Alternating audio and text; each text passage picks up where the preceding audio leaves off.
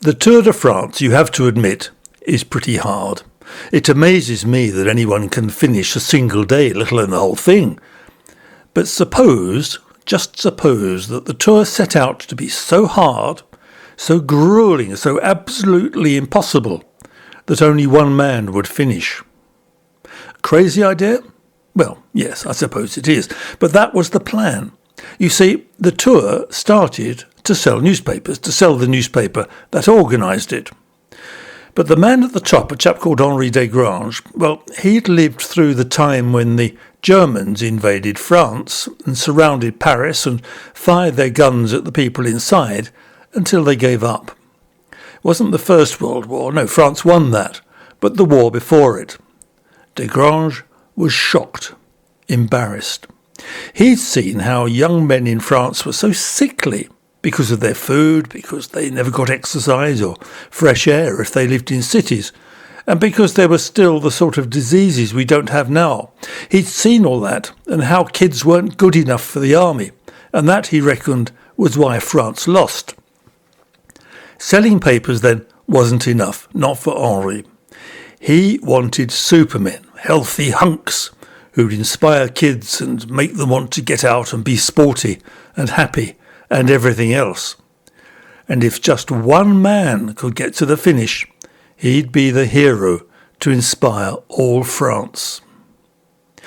Well, it was a good idea, but it was rubbish, of course. Imagine that halfway round only one person was still going. Who'd buy a paper then? Who else was going to win? Oh, well, Henri thought, I'll just make it really hard instead. I'll make them ride right through the night and then on again through the following day. If their tyres go flat, I'll demand they repair them by the roadside with needle and thread, even if their hands are frozen and their bodies trembling with tiredness. And then I'll write long columns in the paper about these giants of the road, and, well, what I don't see, I'll probably just make up. Well, it couldn't stay like that, of course. Long stages make for dull races. Reporters wanted stuff to report.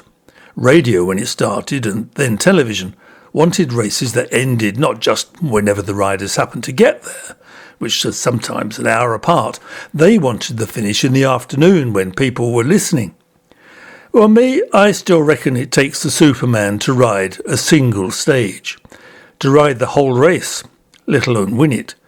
Well, it's not like cycling down to the cafe for a coffee and a bun and riding home again, is it? The winner is still a Superman, but just remember, and join me on this journey if you will, that the race you see now began as a way to lift sickly kids out of the gutter. And if the Tour inspires you, it's because it inspired them.